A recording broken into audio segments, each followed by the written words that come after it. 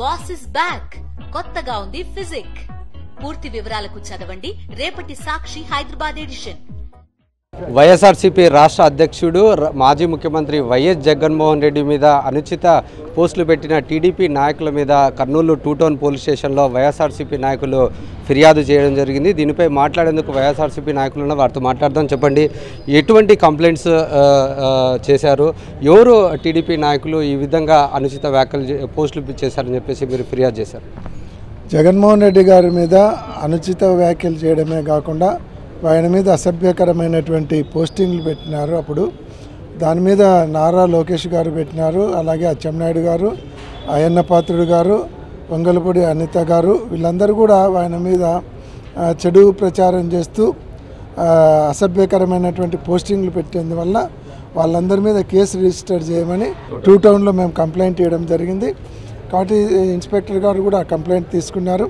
ఖచ్చితంగా, ఎందుకంటే ఇప్పుడు సామాన్య కార్యకర్తల మీద అయితే ఇంతమంది వాళ్ళు పెట్టినా పెట్టకుండా వాళ్ళందరిని తీసుకొని వచ్చి ఎక్కడెక్కడో తిప్పి వాళ్ళను వారం రోజులు 10 రోజులు వాళ్ళ మీద 3rd డిగ్రీ ప్రయోగించి వాళ్ళందరినీ ఇబ్బంది పెట్టి కేసులు పెట్టినారు. ఈరోజు మా మీద మా నాయకుని మీద కూడా కంప్లైంట్ పోస్టులు పెట్టేందుకు మేము కంప్లైంట్ ఇవ్వడం జరిగింది.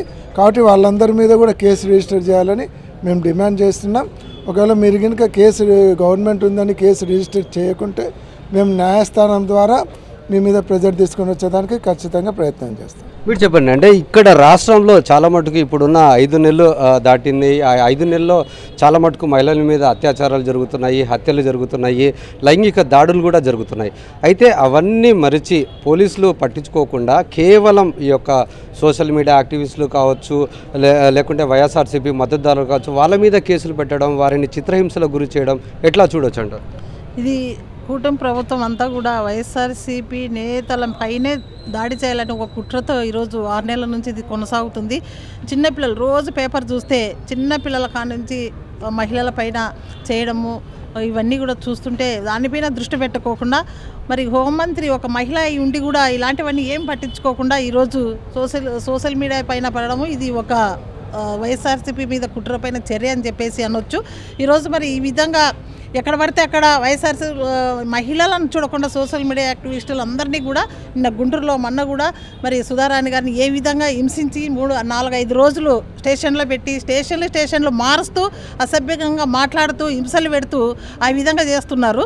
ఈరోజు మరి మేము ఈరోజు జగన్మోహన్ రెడ్డి గారి మీద వాళ్ళ కుటుంబం మీద ఏ విధంగా సోషల్ మీడియాలో పెట్టినారో దానికి మేమంతా కూడా వైఎస్ఆర్సీపీ మరి మా అధ్యక్షులు అయితేనేమి అందరం కూడా ఈరోజు 2 టౌన్ కర్నూలు 2 టౌన్కు వచ్చి వాళ్ళ పైన మరి కేసు నమోదు చేయాలని చెప్పేసి ఈరోజు ఎఫ్ఐఆర్ చేయాలని చెప్పేసి వాళ్ళ మీద ఈరోజు 2 టౌన్ రావడం జరిగింది.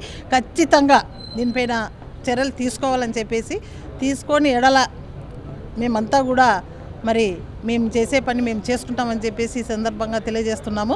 ఖచ్చితంగా చైన్ నేరాలని వైసీపీ వాళ్ళే ధీటుగా ఈరోజు మరి సోషల్ మీడియా యాక్టివిస్టులు అందరినీ కూడా ఈరోజు ఎక్కడో ఉంటే ఎక్కడో డిస్టిక్లు మారుస్తూ కేసులు పెడుతున్నారు. ఇది చాలా అన్యాయం. మరి మీకు ఈ కూటమి ప్రభుత్వానికి ఎందుకు ఓట్లు వేసినారో ఒకసారి మీరు చెప్పినేటివి ఏందో అవి చేసి చూపించాలి, కానీ ఇవన్నీ డైవర్స్ పాలిటిక్స్ చేయకోకుండా ఈరోజు ఇవన్నీ చేస్తున్నారని చెప్పేసి ప్రజలకు అర్థమవుతుంది.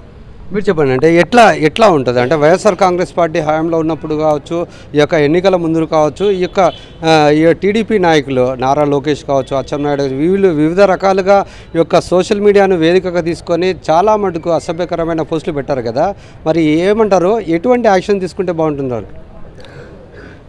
ప్రభుత్వం ఒకసారి ఏర్పడిన తర్వాత రాజకీయాలకు అతీతంగా ఎవరు తప్పు చేసినా ఒకటే రకంగా శిక్షించాలి.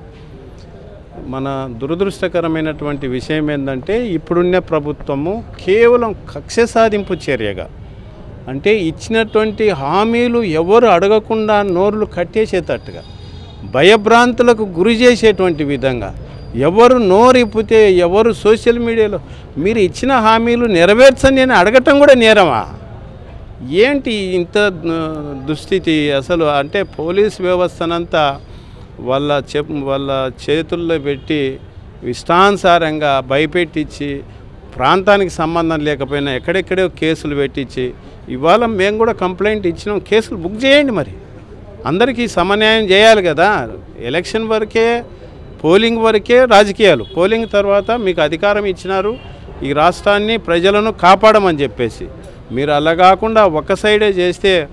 కానీ ఒకటి చెప్తున్నాం, ఏదో ఒక రోజు ఇవి ఇట్లాగే చేస్తూ పోతే ప్రజలు తిరగబడే రోజు కూడా వస్తుంది అనే సంగతి గుర్తు పెట్టుకోండి అని తెలియజేస్తాను. ఇది మనం చూసుకున్నట్లయితే ఏదైతే మాజీ ముఖ్యమంత్రి అయిన వైఎస్ జగన్మోహన్ రెడ్డిపై అనుచిత వ్యాఖ్యలు చేసి ఈ యొక్క సోషల్ మీడియా వేదికగా పూర్తి స్థాయిలో యొక్క పోస్టులు పెట్టారో దీనికి చర్యలు ఖచ్చితంగా తీసుకోవాలి. ఏదైతే టీడీపీ నాయకులు ఉన్నారో వారిపై ఎఫ్ఐఆర్ నమోదు చేసి కఠినమైన చర్యలు తీసుకోవాలంటూ వైఎస్ఆర్సీపీ నాయకులు కోరుతున్న పరిస్థితి.